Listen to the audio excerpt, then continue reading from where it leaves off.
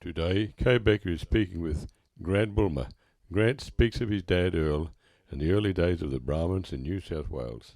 This interview was brought to you by Australian Brahman Breeders Association in recognition of the 75th year since the formation of the association on the 7th of October 1946.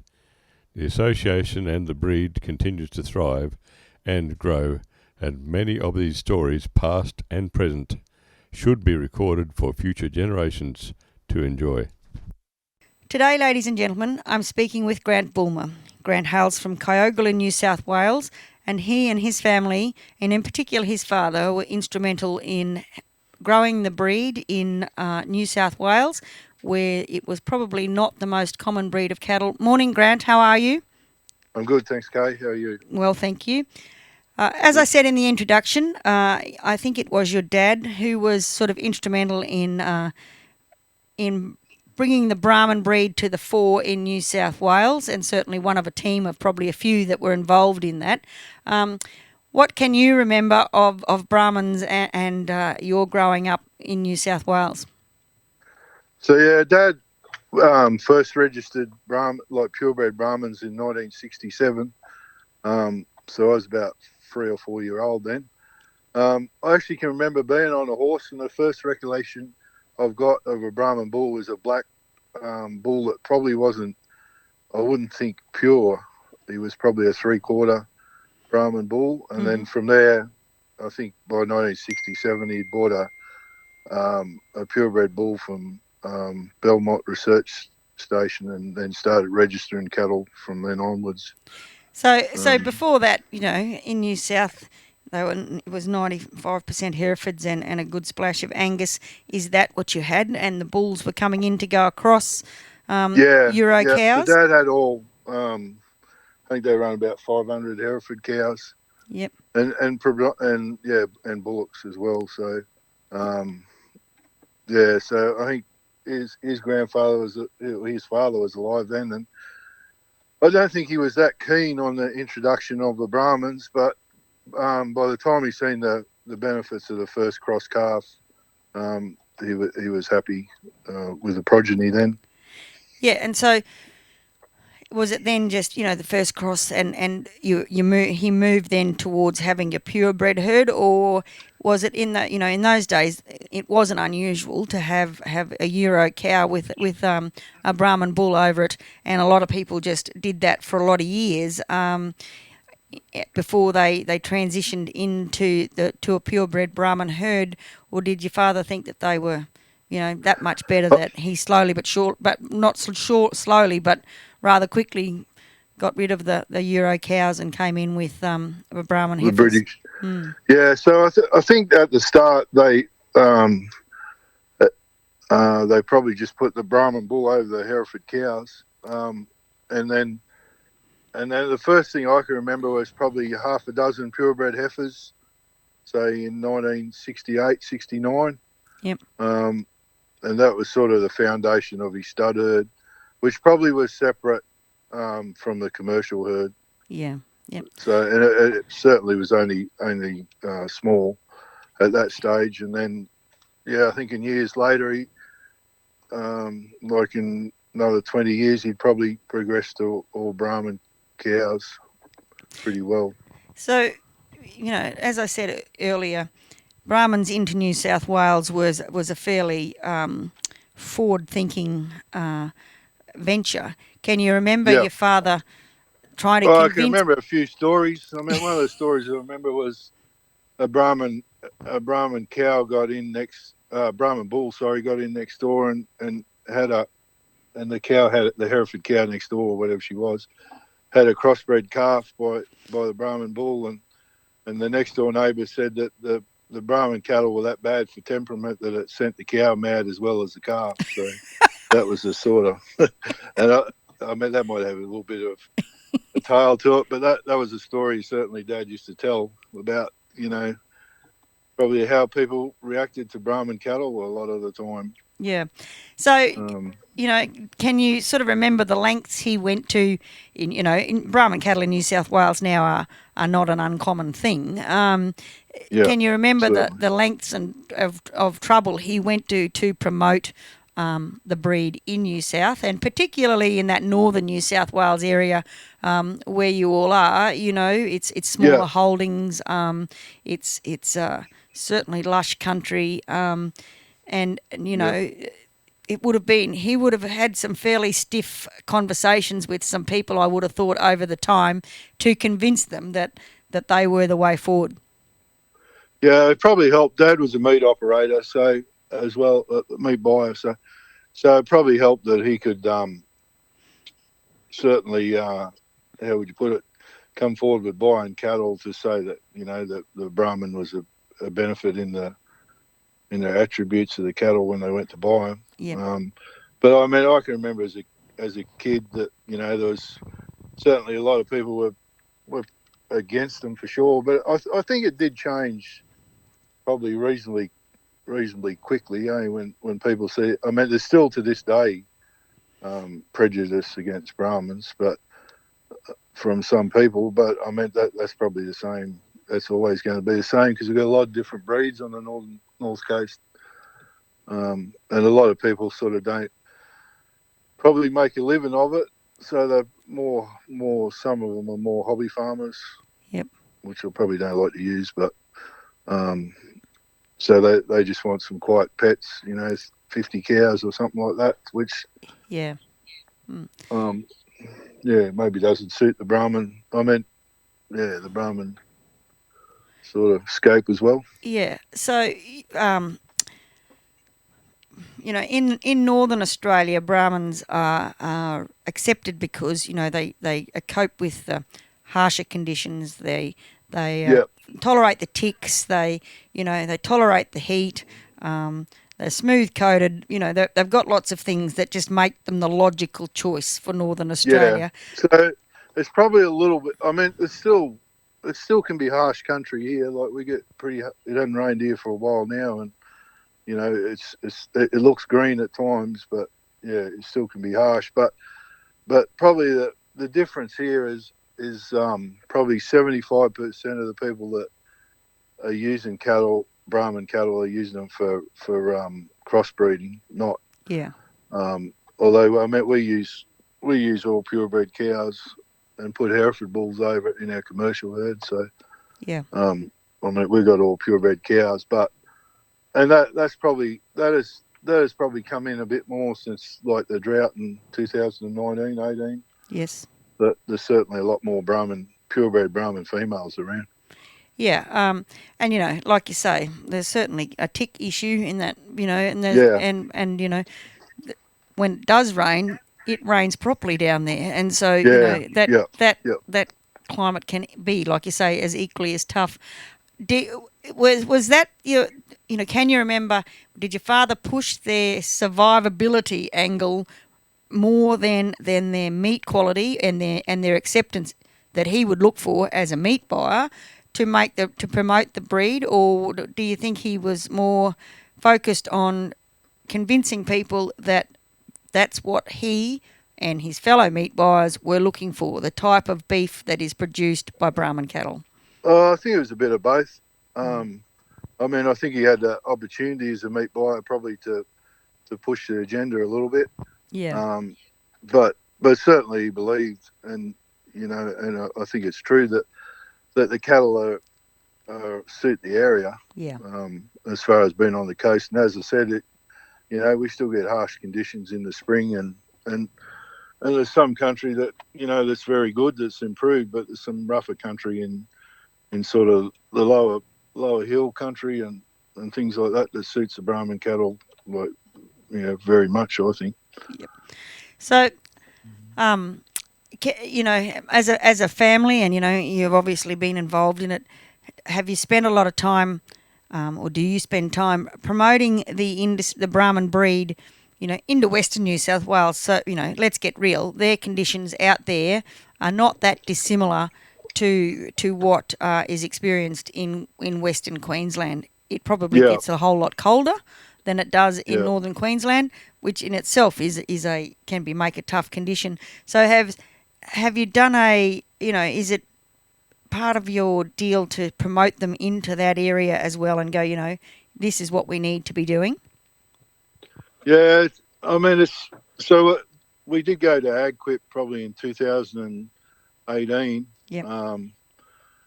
I just think that for us, it's probably, and probably for the North Coast, like from here to AgQuip's at Gunnedar's 8 hours. So it's pretty hard to promote it and get the benefits as far as people coming to you buying bulls from that far away. Yeah. So, I mean, not that we don't support there is breeders out in the western areas, but there tends to be 90% of the Brahman cattle are probably on the north coast. Yeah. Okay. Mm-hmm. And maybe like south of the north coast and a bit west, but yeah, it's just a case of logistics to sort of promote Western New South Wales. But yeah. And so, for the person listening, in New South Wales is the Brahman, the association. Have you got a New South Wales branch? Do you? Yeah.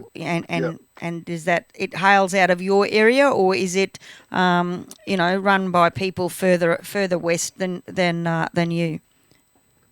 No. So there's just one branch. Yes. So it's the whole of New South Wales. So probably, yeah, as I said, probably 90% of the breeders are on the eastern side of the Great Divide. Mm-hmm. And then probably north of, like Taree or something maybe. Yep. So yeah, and we run a separate sub branch. So we got our own chairman and secretary of the branch. So which I'm the secretary, chairman. Sorry. Yep. So yeah, so we have a meeting probably twice a year. Run a field day at Primex and Casino. Mm-hmm. We've had a couple other field days, like during the year, and then as I said, we run Gunnedah, but the field days it's all been a bit off the air at the moment because of the COVID and whatever. So yeah. So just going back to your dad's days, was he ever part of that organisation? Was he the founder of the New South Wales branch of Brahman breeders? Yeah, I'd imagine he would. He was certainly one of the first registered. So I can't really remember him actually, like the real early days of the branch. But yeah, he was. He was the chairman of the New South Wales branch, and he was made a life member of the ABBA Association. Yep. Probably in the maybe the late 80s, I think. Mm-hmm. Mm-hmm. Yeah. So, but certainly, yeah, I can remember having field days that they were running that we went to. Yeah. And so, the foundation of your stud and of your cows are they Queensland based breeders, or do you find that it's easier just to keep them in the environment that they are in, and so you look to New South Wales for your replacement stuff? So yeah, they've mainly been I mean, in the early days they were certainly all Queensland cows. With probably, as I said, I think Belmont Silver, the bull, come from like the research station up there. So, yeah, and I mean, yeah, down the track there was like Hazelden cows and Grampians cows brought in. So, yeah, probably they would have been the nucleus of the herd, and then he would have progressed just through putting bulls in and keeping progeny out of them. Yeah. But I mean, we're always buying, even at this stage, we're still buying females in Queensland just to bring in a bit of new blood. So you're saying now you've got a Brahman herd of Yep. cows, and then you're putting Hereford bulls and other things over them. Was that Yep. your father's way of doing business too, or he was a true blue, dyed in the woods Brahman man, Brahman cows and Brahman bulls? Not really. The thing is here that the purebred Brahmans probably, because there's no boat for a live trade, it's probably a bit harder to market like purebred steers. So, Yep. So while you got the nucleus of 100 or 200 stud cows, certainly the benefits of putting a British bull over the Bos Indicus and then selling the F1 progeny is sort of probably the number one market down here, other than your purebred, bulls and females, replacement females. Yep. So the other day, a bloke who owns some Hereford cows and Brahman bulls sold some, F1 heifers for $3,500 at 2-year-old joined, but Yeah. so they were preg tested. Yep. So that's sort of the market that we, that probably other than, probably the 30 or 40 main studs, all the rest would be just using their Brahman cattle as crossbreeds, yeah. Yes, that's certainly good money for cattle at the moment, isn't it? And so it makes it a whole lot easier to promote and for you to be able to see the stuff.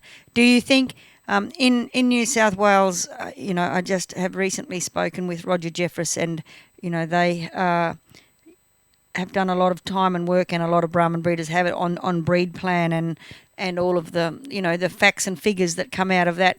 Do you find that that's still that same requirement in New South for your within the industry, the part of the industry that you're in? Bulls. Yeah. I mean, we're just starting out in breed plan, but we haven't been in breed plan up until now. Yep. There certainly is some studs in it. I'd probably a little bit out on that, whether because most of our bulls aren't sold to a purebred herd. People will probably look at their conformation more than and their type, that suits what sort of cows they're going to put them over. So, but in saying that, there are some people that certainly look at breed plan figures. Yeah. Yeah, it's an interesting an interesting thing. It's certainly something that some people absolutely, that's their whole criterion. And then, like you say, there's other people who work more I think for confirmation. if you're selling a lot of stud bulls, certainly you got to have breed plan. But I just know that just as a personal thing, I probably look at everything else first. Yeah. It's an interesting thing. So do you think is the Brahman breed holding its own in New South and or growing? I would say it's just probably just holding its own at the moment. Like, I mean, the Angus cattle have certainly done a great promotion job, and they're probably at the top of the tree at the moment in New South Wales, certainly. Yeah. But, yep. I mean, not to say that, I think everything's in a bit of a cycle, and after probably years of breeding Angus and Herefords, that they'll do the same again. They'll get back to more Brahman bulls, and I mean, we're never going to compete with what they make in Queensland, but certainly we can sort of have a nice little niche market.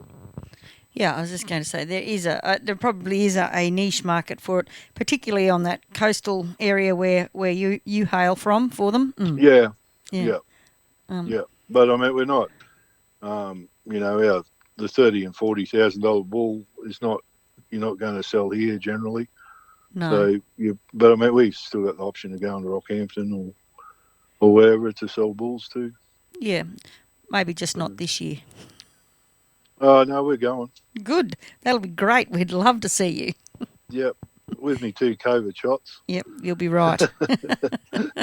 Yeah. So no, I think the COVID thing's probably a bit. There actually hasn't been any in Kyogle anyway. No. Like, it's sort of more Sydney and it did escape a little bit out in Western New South Wales, but I think they've sort of got it under control. Yeah, no. If they ever do. Yeah, that's right. What under control is depends on who you talk to.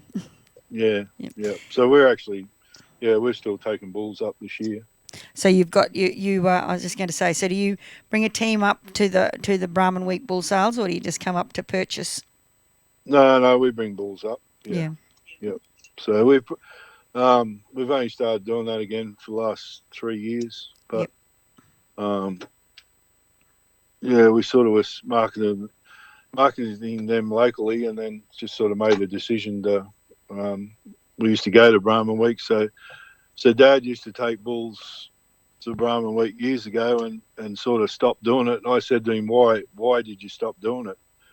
Because at the time I just can't remember the figure, but he got some money for that was pretty good, and he just said, "Well, he said I think I'm taking my best bulls away, and I want to promote my best bulls here." So Yep.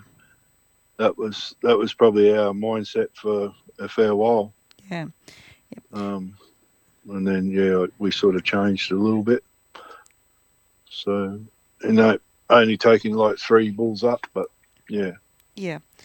And so those genetics. Will you come to look to buy genetics then to take back into your herd, or yeah. Yeah. Yeah. So all we use bulls like predominantly from Lansfield. Yep. Yeah. So, but yeah, we have a few other bulls, one from Kenroll and whatever. But yeah. No, very interesting. Is there anything else you'd like to add, Grant? No, I think that's all pretty well. That's it. Okay.